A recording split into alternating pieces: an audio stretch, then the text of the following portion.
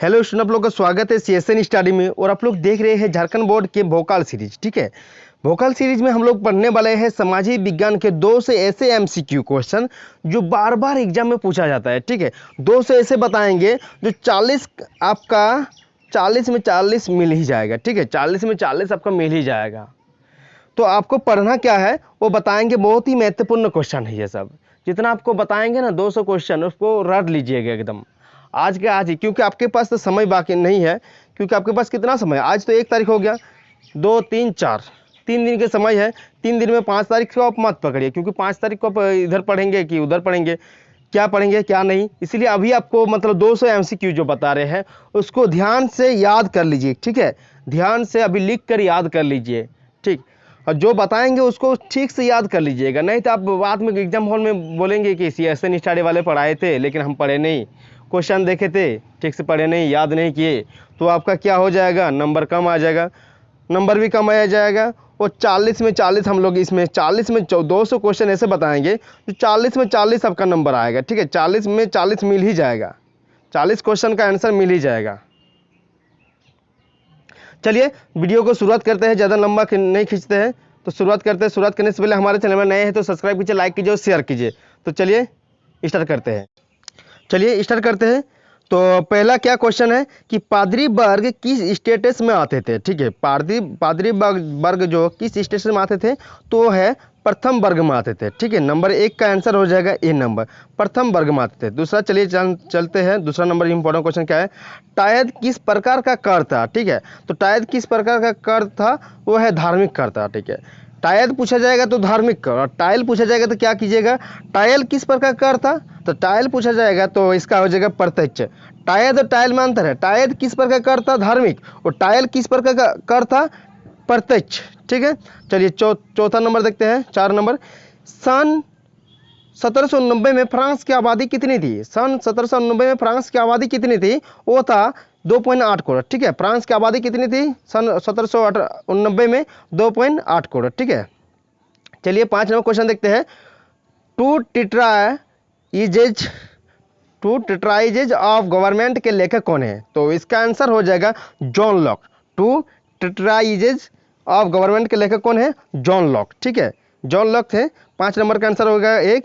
6 number का answer क्या होगा कि सोशल डेमोक्रेटिक पार्टी का गठन कहाँ हुआ था, तो सोशल डेमोक्रेटिक पार्टी का गठन कहाँ होता, वो हुआ था जर्मनी में। ठीक है, कहाँ हुआ था, जर्मनी में। सोशल डेमोक्रेटिक पार्टी का गठन कहाँ हुआ था, आप लोग लिख लीजिए, जर्मनी में हुआ था। इसको याद कर लीजिए। ठीक है, जितना क्वेश्चन बता रहा है ये 40 के 40 आपको याद आएंगे, मतलब भीड़ ही जाएंगे। 200 में 40 आपका नंबर आ ही जाएगा, 200 में 40 क्वेश्चन को आप लोग को मिल ही जाएगा।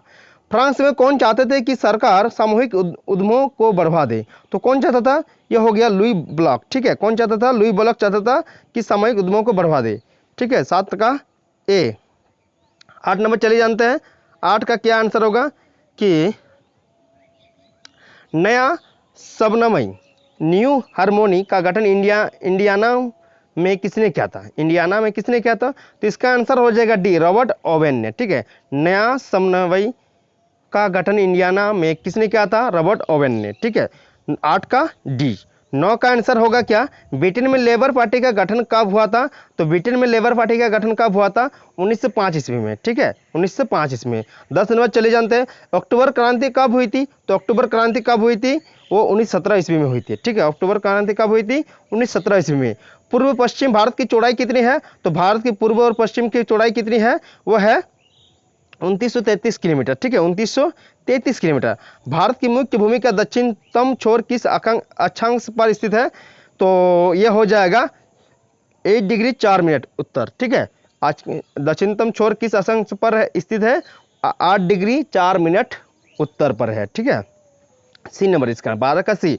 13 नंबर चलिए जानते हैं, भारत का दक्षिणतम छोर क्या है, तो दक्षिणतम छोर क्या है, तो भारत का दक्षिणतम छोर है इंदिरा बिंदु। ठीक है, इंदिरा बिंदु।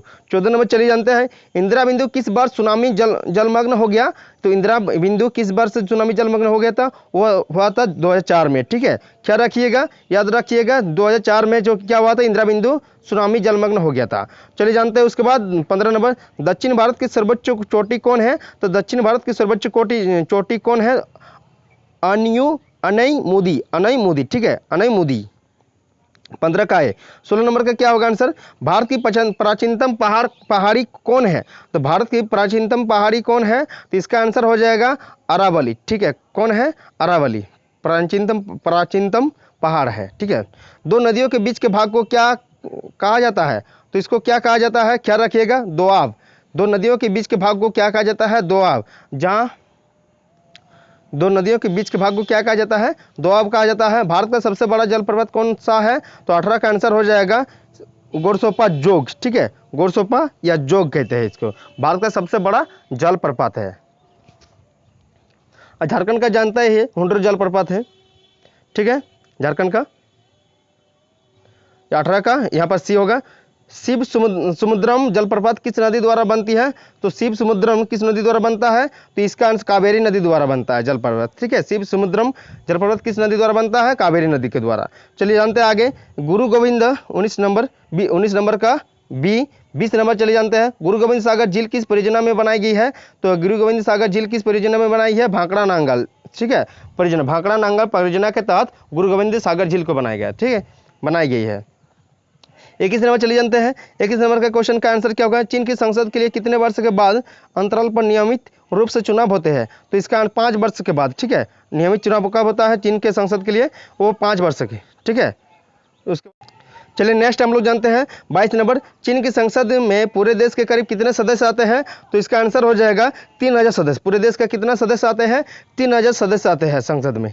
ठीक है, 23 नंबर चलिए जानते हैं। चीन में किस वर्ष चुनावों में सिर्फ कम्युनिस्ट पार्टी और उससे संबंध कुछ छोटी पार्टियों के सदस्यों को ही चुनाव लड़ने की अनुमति मिली?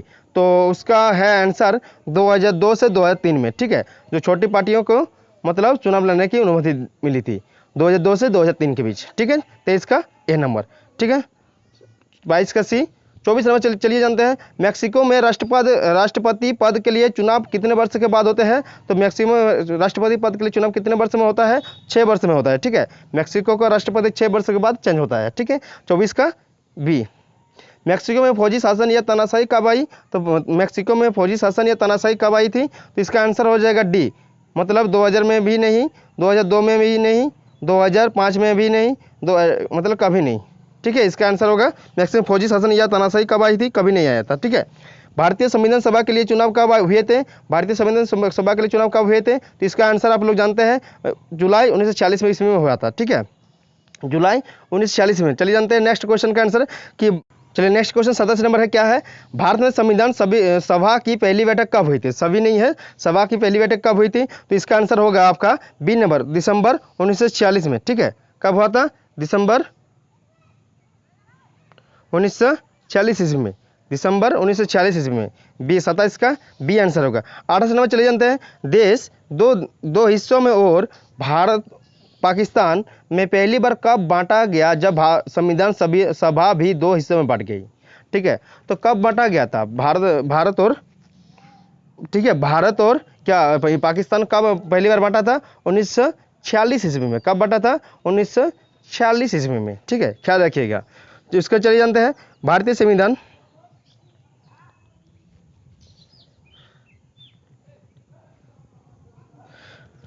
उसके बाद चलिए जानते हैं भारतीय संविधान के लिखने वाली सभा भी कितने सदस्य थे? ठीक है, भारतीय संविधान को लिखने वाले सभा में कितने सदस्य थे? इसका आंसर आप लोग जानते हैं क्या? नहीं जानते हैं? तो इसका आंसर होगा 299 सदस्य थे। ठीक है, भारतीय संविधान को लिखने वाली सभा में कितने सदस्य थे? 299। ठीक है, चलिए नेक्स्ट जानते हैं भारतीय संविधान का निर्माण कार्य कब पूर्ण हुआ था? इसका तो आप लोग जानते ही है, 26 नवंबर 1949 को हुआ था। ठीक है, 26 नवंबर 1949 को। किस दशक के अंत में देश में हरित क्रांति हुई थी? तो इसका आंसर 1960 ईस्वी में। ठीक है, कब हुई थी हरित क्रांति? 1960 ईस्वी में। हरित क्रांति जैसे पूछा जाएगा, हरित क्रांति कब हुई थी? तो इसका आंसर होगा 1960 ईस्वी में। या किस दशक के अंत में देश में हरित क्रांति हुई थी? 1960 ईस्वी में लिखिएगा। ठीक है, वह भारत का संविधान कब बना था? 26 नवंबर 1949 में। 30 का ए, 31 का ए। ठीक है, चलिए नेक्स्ट क्वेश्चन जानते हैं 32 नंबर। भारत में ग्रामीण क्षेत्र में कितने प्रतिशत लोग गैर कृषि कार्यों में लगे हैं? ठीक है, गैर कृषि कार्यों में कितने प्रतिशत लोग कार्य करते हैं गैर कृषि कार्यों में? तो इसका आंसर हो जाए 24%। ठीक है, सिर्फ 24% गैर कृषि कार्यों में कार्य करते हैं। ठीक है, भारत में 24%, बी इसका आंसर होगा। ठीक है, चलिए जानते हैं 33 नंबर, कौन ऐसे खनिज देते हैं जो पानी में घुल जाते हैं और पौधों को तुरंत उपलब्ध हो जाते हैं? तो इसका आंसर होगा रासायनिक उर्वरक। ठीक है, जानते हैं रासायनिक उर्वरक हम लोग ऐसे ही पानी के सामने जैसे DAP, उसके बाद यूरिया देते हैं तो तुरंत क्या होता है, पेड़ सब बड़े होने लग जाते हैं। तो रासायनिक उर्वरक क्या है, जो तुरंत पेड़ों को उपलब्ध हो जाते हैं। भूमि के पश्चात उत्पादन का दूसरा आवश्यक कारक क्या है? तो इसका आंसर होगा बी नंबर। ठीक है, श्रम। ठीक, क्या होगा, भूमि के पश्चात उत्पादन का दूसरा आवश्यक कारक क्या है, वो है श्रम। उसके बाद गांव के मुख्य क्रिया क्या है? तो गांव में क्या होता है, ज़्यादातर खेती होती है। इसका आंसर क्या होगा, गांव के मुख्य क्रिया क्या है, वो है खेती। सी नंबर इसका आंसर होगा, 35 का सी। चलिए नेक्स्ट क्वेश्चन का आंसर जानते हैं हम लोग। नेक्स्ट क्वेश्चन का आंसर क्या होगा कि व्यक्ति शेयरों तथा बांडों में किस आशा से निवेश करते हैं? तो व्यक्ति शेयरों में बांडों में किस आधार पर निवेश करते हैं, किस आशा में? तो उसका भविष्य में उच्च प्रतिफल पाना। ठीक है, भविष्य में उच्च प्रतिफल आएगा, इसके लिए निवेश करते हैं। ठीक है, शेयर, व्यक्ति शेयरों और बांडों में। ठीक है, जिन देशों ने शिक्षा और स्वास्थ्य के क्षेत्र में निवेश किया वे कैसा देश बने? ठीक है, देखिए वो तो जैसे कोई भी देश शिक्षा और स्वास्थ्य के क्षेत्र में मतलब अपना पैसा को लगाएगा तो क्या होगा, धीरे धीरे उसका मतलब रोग भी कम होगा। उसके बाद यदि शिक्षा बढ़ेगा तो लोगों को मतलब क्या होगा, शिक्षित होंगे तो ज़्यादातर लोग अपना काम खुद कर पाएंगे। ठीक है, तो विकसित देश कहलाएंगे, उसको विकसित देश कहेंगे। स्वास्थ्य क्षेत्र के, स्वास्थ्य और शिक्षा में जो अधिकतर निवेश करते हैं उसको क्या कहते हैं, विकसित देश कहते हैं। ठीक है, सी नंबर इसका आंसर होगा। विभिन्न आर्थिक क्रियाकलापों को कितने प्रमुख क्षेत्रों में वर्गीकृत किया गया? तो विभिन्न आर्थिक क्रियाकलापों को कितने वर्गों में किया गया है, वो है 3 क्षेत्रों में, प्रमुख क्षेत्रों में वर्गीकृत किया गया है। ठीक है, 3।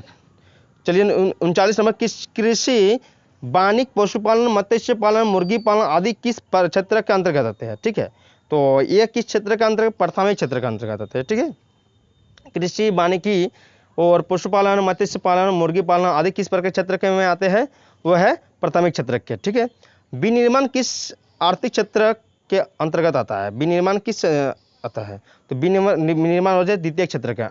ठीक है, द्वितीय क्षेत्र का अंतर्गत आता है। ठीक है, विनिमय क्या रखिएगा आप। चलिए हम लोग नेक्स्ट जानते हैं। नेक्स्ट क्वेश्चन का आंसर क्या होगा कि 1 नंबर, फ्रांस में प्राचीन राजतंत्र का शासन कब तक माना जाता है? ठीक है, फ्रांस में प्राचीन राजतंत्र का शासन कब तक माना जाता है? 1789 तक। ठीक है, 1789 तक फ्रांस में राजतंत्र था। ठीक है, क्रांति के समय तक फ्रांस में कितनी आबादी किसान थी? तो क्रांति के समय तक कितनी प्रतिशत किसान थे फ्रांस में? वो था 90%। ठीक है, ज़्यादातर लोग फ्रांस में क्या थे, किसान थे, 90% थे। फ्रांसीसी समाज कितने स्टेटस में बांटा था? तो आप लोग अभी पढ़े कि 3 स्टेटस में। ठीक है, कितने स्टेटस में बांटा था? 3 स्टेटस में, यानी कि सी नंबर इसका आंसर होगा। चलिए जानते हैं कुलीन वर्ग किस स्टेटस में शामिल थे? तो कुलीन वर्ग किस स्टेटस में शामिल थे? वो है द्वितीय स्टेटस में। ठीक है, तो चलिए 4 नंबर का आंसर होगा द्वितीय। 5 में बास्तिल पर कब हमला किया गया था? तो बास्तिल पर कब हमला किया गया था? तो इसका आंसर होगा 1789 में। ठीक है, 1789 में बास्तिल पर हमला किया गया था। चलिए नेक्स्ट क्वेश्चन का आंसर जाते हैं। किस वर्ष के पहले रूस में राजनीतिक पार्टियां गैर कानूनी थी? तो इसका आंसर होगा 1914 तक। ठीक है, 1914। किस वर्ष के पहले रूस में राजनीतिक पार्टियां गैर कानूनी थी? 1914 तक। ठीक है, चलिए नेक्स्ट क्वेश्चन का आंसर जानते हैं। 7 नंबर, रूस में सोशलिस्ट रेवोल्यूशनरी पार्टी, समाजवादी क्रांतिकारी पार्टी का गठन कब हुआ था? तो यह हुआ था 19 ईस्वी में। ठीक है, 19वीं ईस्वी में सोशलिस्ट रेवोल्यूशनरी पार्टी का गठन हुआ था 19 ईस्वी में। चलिए नेक्स्ट क्वेश्चन का हम लोग जानते हैं कि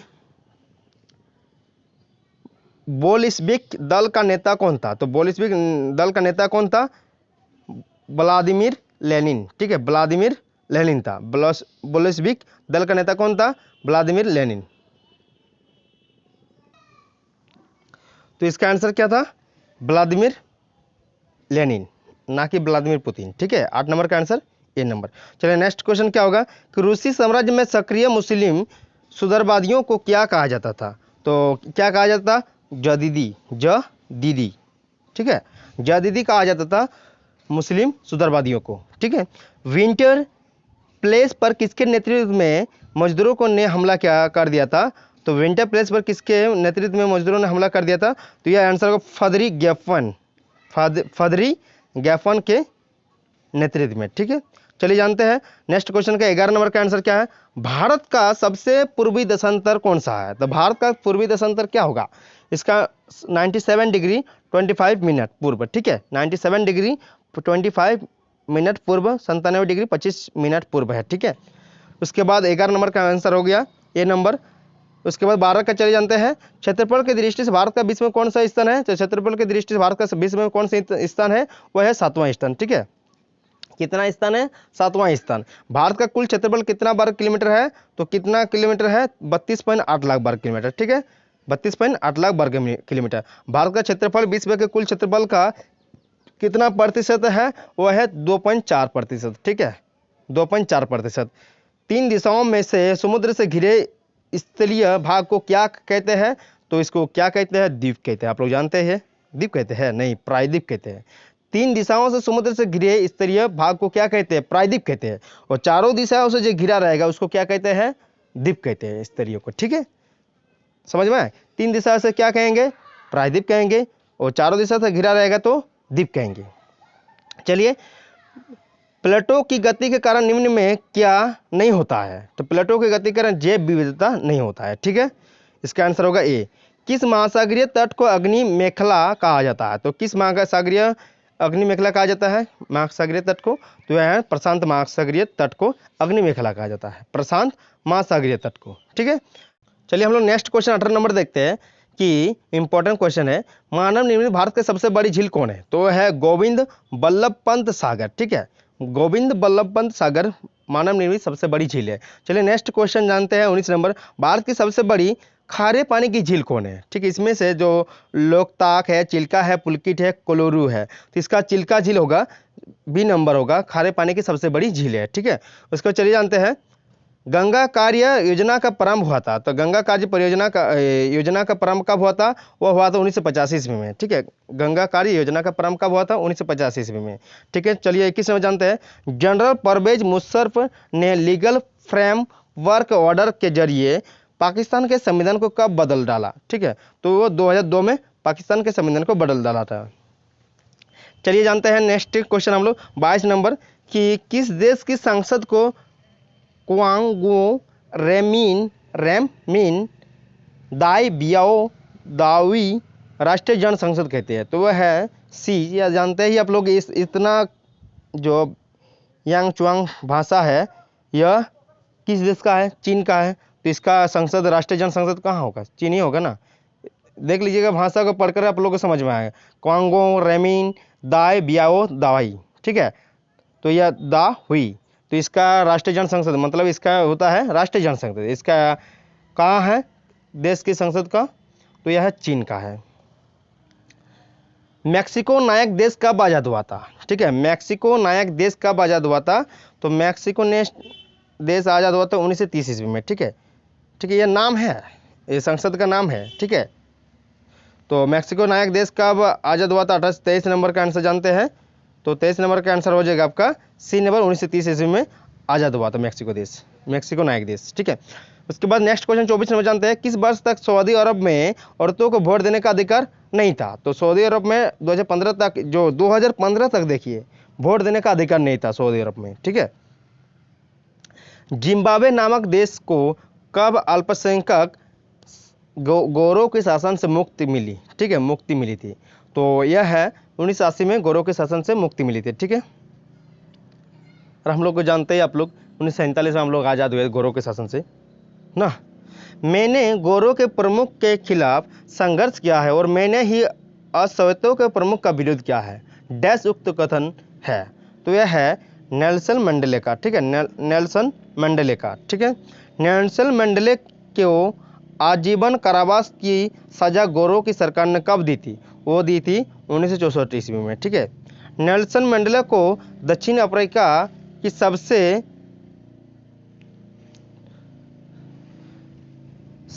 भयावह जेल रावेन द्वीप में कितने वर्ष तक कैद रखा था? तो नेल्सन मंडेला को कितने वर्ष तक कैद रखा था? 28 वर्ष तक। ठीक है, 28 वर्ष तक उसको कैद में रखा गया था। अश्वेत रंगीन चमड़ी वाले और भारतीय मूल के लोगों ने दक्षिण अफ्रीका में रंगबद्ध प्रणाली के खिलाफ कब से संघर्ष शुरू किया? वो था 1950 ईस्वी में, ठीक है, शुरू किया था। दक्षिण अफ्रीका में रंगभेद प्रणाली वाली भेदभाव करने वाली शासन प्रणाली को खिलाफ किस संगठन के झंडे तले एकजुट हुए? तो वह थे अफ्रीकन नेशनल कांग्रेस के सामने, ठीक है, जो अफ्रीकन नेशनल कांग्रेस था उनके सामने क्या हुआ थे, एकजुट हुए थे सब मिलकर। रायगंज पालमपुर से कितनी दूरी पर है? तो रायगंज पालमपुर से कितनी दूरी पर है? वह है 3 किलोमीटर दूरी पर, ठीक है। चलिए नेक्स्ट क्वेश्चन हम लोग जानते हैं 32 नंबर का आंसर कि लघु विनिर्माण, परिवहन, दुकानदारी, डायरी आदि कैसी क्रियाएं हैं? तो वह है गैर कृषि क्रियाएं, ठीक है, गैर कृषि क्रियाएं हैं। लघु विनिर्माण, परिवहन, दुकानदारी, डायरी, ये सब उत्पादन से क्या करते हैं? दुकान चलाते हैं ना अपना, तो गैर कृषि क्रियाएं हैं। ऐसी वस्तुएं और सेवाएं उत्पादित करना जिनकी हमें आवश्यकता है, किसका उद्देश्य है? इसका आंसर उत्पादन, ठीक है। क्या बोल रहा है कि ऐसी वस्तुएं सेवाएं उत्पादित करना जिनकी हमें आवश्यकता है, किसका उद्देश्य है? वो है उत्पादन का, ठीक है। औजार, मशीन, भवन आदि को क्या कहते हैं? यह किस स्थायी पूंजी कहते हैं। औजार, मशीन, भवन को क्या कहते हैं? स्थायी पूंजी कहते हैं। कच्चा माल और नगद मुद्रा को क्या कहते हैं? तो यह है कार्यशील पूंजी। कच्चा माल, देखिए अभी कच्चा माल फल खरीद कर रखेंगे तो सड़ जाएगा ना, तो यह क्या है? कार्यशील, मतलब कार्य में निरंतर रहेगा तभी ठीक होगा, नहीं तो खत्म ना। तो यह है कार्यशील पूंजी है। कृषि, वानिकी, पशुपालन, मत्स्य पालन, मुर्गी पालन आदि किस क्षेत्र के अंतर्गत आते हैं? तो ये किस क्षेत्र का अंतर्गत है? प्राथमिक क्षेत्र ना। देखिए फिर से वही क्वेश्चन आ गया। विनिर्माण किस आर्थिक क्षेत्र के अंतर्गत आता है? तो विनिर्माण किस आर्थिक क्षेत्र का आता है? द्वितीय क्षेत्र के अंतर्गत, ठीक है। आर्थिक समझ चलिए। व्यापार, परिवहन, संचार, बैंकिंग, बीमा, शिक्षा, स्वास्थ्य, पर्यटन सेवाएं इत्यादि किस क्षेत्र के अंतर्गत आते हैं? यह है तृतीय क्षेत्र के अंतर्गत, ठीक है। बैंकिंग, बीमा, शिक्षा, देख लीजिए अच्छी तरह से। व्यापार आता है किसके अंतर्गत? तृतीय क्षेत्र के अंतर्गत। परिवहन किसके आता है? तृतीय क्षेत्र के अंतर्गत। संचार किसके अंतर्गत आता है? तृतीय क्षेत्र के अंतर्गत। बैंकिंग भी किसके अंतर्गत आता है? तृतीय क्षेत्र। बीमा भी किसके अंतर्गत आता है? तृतीय क्षेत्र। शिक्षा भी तृतीय क्षेत्र। स्वास्थ्य भी तृतीय क्षेत्र। पर्यटन भी तृतीय क्षेत्र। पर्यटन सेवाएं, ठीक है। ये सब देख लीजिए। ऐसा हो सकता है परिवहन किस क्षेत्र के अंतर्गत आता है, इस तरह से क्वेश्चन दे दे आपको, तो आप लोग क्या कीजिएगा? तृतीय क्षेत्र। इसीलिए आप लोग ध्यान से पढ़िएगा। व्यापार, परिवहन, संचार, आपको पता चलेगा कि ये देखिए ऐसा नहीं है कि आपको संचार दे दिया तो आपको पढ़े थे कि एक लाइन में दिया रहता है, इस तरह नहीं दिया जाएगा, ठीक है। हो सकता है संचार किस क्षेत्र के अंतर्गत आता है, तो आप लिखिएगा तृतीय क्षेत्र के अंतर्गत, ठीक है। चलिए 39 क्वेश्चन का आंसर जानते हैं। वर्ष 2011 में बिहार में साक्षरता दर क्या थी? तो वर्ष 2011 में बिहार की साक्षरता दर क्या था? वह है 62%। कितना था? 62%, ठीक है। चलिए नेक्स्ट क्वेश्चन का आंसर जानते हैं। जब शिक्षा, प्रशिक्षण और चिकित्सा सेवाओं में निवेश किया जाता है तो जनसंख्या किसमें बदल जाती है? तो जनसंख्या किसमें बदल जाती है? वह है मानव पूंजी में। क्या रखिएगा? मानव पूंजी में बदल जाता है। जब शिक्षा, प्रशिक्षण और चिकित्सा सेवाओं में निवेश किया जाता है तो जनसंख्या किसमें बदल जाती है? वह है मानव पूंजी में। 40 का आंसर हो गया। नेक्स्ट क्वेश्चन का आंसर जानते हैं। चलिए नेक्स्ट क्वेश्चन का हम लोग कि रॉजर दी लाइल ने किस चर्चित गीत की रचना की? तो किस चर्चित गीत की रचना की थी? मार्सिले, ठीक है। मार्सिले क्या है? जैसे हमारा राष्ट्रगान है उसी तरह राष्ट्रगान है। फ्रांस का राष्ट्रगान है, ठीक है। फ्रांस का राष्ट्रगान क्या कहलाता है? तो फ्रांस का राष्ट्रगान क्या कहलाता है? मार्सिले कहलाता है, ठीक है। फ्रांस के भूतपूर्व कन्वेंट ऑफ सेंट जैकब के नाम पर किसका गठन किया गया? तो था जैकोबिन क्लब, ठीक है। जैकोबिन क्लब के नाम पर गठन किया गया था। चलिए नेक्स्ट जानते हैं हम लोग। मैक्सिमिलियन रोबेस्पियर किसका नेता था? तो मैक्सिमिलियन रोबेस्पियर किसका नेता था? वो था जैकोबिन क्लब का, ठीक है। नेक्स्ट क्वेश्चन जानते हैं। चलिए 5 नंबर कि जैकोबिन को किस नाम से जाना जाता था? तो जैकोबिन को सो कुलात के नाम से जाना जाता था, ठीक है। क्या रखिएगा? जैकोबिन को किस नाम से जाना जाता था? वो सो कुलात के नाम से जाना जाता था। प्रथम विश्व युद्ध का आरंभ कब हुआ था? तो प्रथम विश्व युद्ध का आरंभ हुआ था 1914 ईस्वी, 1 अगस्त 1914 ईस्वी में, ठीक है। 1 अगस्त 1914 ईस्वी में, ठीक है। चलिए नेक्स्ट जानते हैं हम लोग क्वेश्चन का आंसर कि केवल संपत्तिधारियों को वोट का अधिकार मिलना चाहिए, यह विचार किन लोगों का था? तो यह है उदारवादी का, ठीक है, उदारवादी का विचार था। चलिए नेक्स्ट क्वेश्चन जानते हैं, मताधिकार आंदोलन का समर्थक कौन है? तो मताधिकार आंदोलन का समर्थक कौन है, वो कौन थे? तो रेडिकल थे, ठीक है। चलिए नेक्स्ट क्वेश्चन का आंसर जानते हैं, अक्टूबर क्रांति कहाँ हुई थी? तो अक्टूबर क्रांति कब हुई थी? तो रूस में हुई थी। कहाँ हुई थी? सॉरी, कहाँ हुई थी? रूस में हुई थी अक्टूबर क्रांति। अभी लोग पढ़े अभी, ठीक है। नेक्स्ट इसी तरह से आते हैं क्वेश्चन आपका, आप पढ़े हुए रहते हैं लेकिन आप भूल जाते हैं, आपको क्या बोलेंगे, आप जाकर एग्जाम हॉल में क्वेश्चन जानते हैं लेकिन आंसर नहीं ख्याल आता, क्योंकि 4 ऑप्शन क्या होता है, एक ही जैसा लिखने, देखिए 4 गो ऑप्शन क्या है, एक ही जैसा लिख रहा है ना। इसी तरह से क्वेश्चन पूछा था, लेकिन आपको रटना है 3 दिन में, क्या कीजिएगा, रट कर एकदम मतलब माइंड में सेट कर लीजिए, ठीक है। चलिए नेक्स्ट क्वेश्चन का हम लोग आंसर जानते हैं, 1914 में रूस पर किसका शासन था? तो 1914 में रूस का किस पर शासन था? जार निकोलस टू का, ठीक है, जार निकोलस टू का रूस पर 1914 में शासन था। चलिए नेक्स्ट जानते हैं हम लोग, भारत की स्थलीय सीमा कितनी लंबी है? तो भारत की स्थलीय सीमा 15,200 किलोमीटर है, ठीक है, 15,200 किलोमीटर लंबा है। चलिए नेक्स्ट क्वेश्चन जानते हैं हम लोग, भारत की समुद्री तट रेखा द्वीप समूह सहित कितनी लंबी है? तो वह है 7,516.6 किलोमीटर, ठीक है, 7,516.6 किलोमीटर है समुद्री तट की लंबाई। क्या रखिएगा, द्वीप समूह सहित कितनी लंबी है? वो है 7,516.6 किलोमीटर है भारत की समुद्री तट की, ठीक है, लंबाई। उसके नेक्स्ट क्वेश्चन का चलिए आंसर जानते हैं, भारत की अक्षांशीय और देशांतरीय विस्तार कितनी है? वह है 30 डिग्री लगभग, ठीक है, कितना डिग्री लगभग है?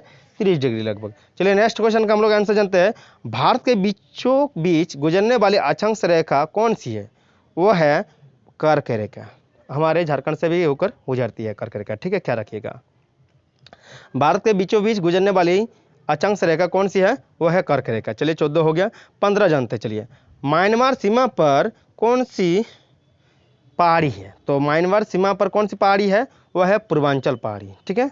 ये चलिए, पर्वतों की रानी मसूरी किस राज्य में स्थित है? देखिए पर्वतों की रानी मसूरी किस राज्य में स्थित है? वह है उत्तराखंड में, ठीक है। नेक्स्ट क्वेश्चन चलिए जानते हैं, 17 नंबर, गोवा से दक्षिण स्थित पश्चिमी तटीय मैदान को क्या कहते हैं? तो गोवा से दक्षिण स्थित पश्चिमी तटीय मैदान को क्या कहते हैं? मालाबार, मालाबार कहते हैं, ठीक है। नेक्स्ट, साडोंगपो किस नदी का दूसरा नाम है? तो यह है ब्रह्मपुत्र को क्या कहते हैं? साडोंगपो। कौन कहता है? चीन की तरफ जो जाता है, ठीक है। चलिए जानते हैं, कौन सी अभा प्रतिरूप वृक्ष की शाखाओं की भांति होती है?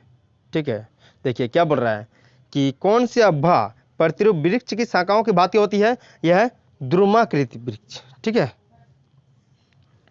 भांति होती है, ठीक है।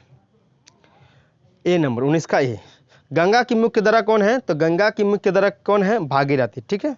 क्या रखे, मैक्सिको में फौजी शासन या तानाशाही कब हुई थी? तो ये आई थी, आप लोग कभी पढ़े, कभी नहीं आया था वहाँ पर। जनरल परवेज मुशर्रफ ने पाकिस्तान में सैनिक तख्ता पलट की अगुवाई कब की? तो कब की थी? अक्टूबर 1999 में। चलिए जानते नेक्स्ट, जनरल मुशर्रफ ने एक जनमत संग्रह द्वारा अपने राष्ट्रपति पद का कार्यकाल 5 साल के लिए कब बढ़वा दिया? हुआ था 2002 में, ठीक है। जनरल परवेज मुशर्रफ ने लीगल फ्रेमवर्क ऑर्डर के जरिए पाकिस्तान के संविधान को कब बदल डाला था? 2002 में, ठीक है। चलिए नेक्स्ट हम लोग जानते हैं कि 25 नंबर आप लोग पहले भी पढ़े, ठीक है। किस देश की संसद को कोंगाओ रेमिन दाई बियो दोहाई राष्ट्रीय जन संसद कहते हैं? तो चीन अभी पढ़े हम लोग, ठीक है, चीन के संसद को कहते हैं, ठीक है। दक्षिण अफ्रीका एक नया लोकतांत्रिक देश कब बना? तो दक्षिण अफ्रीका लोकतांत्रिक कब देश बना था? वो था 26 अप्रैल 1994 की मध्य रात्रि को, ठीक है। कब बना था? 26 अप्रैल 1994 की मध्य रात्रि को।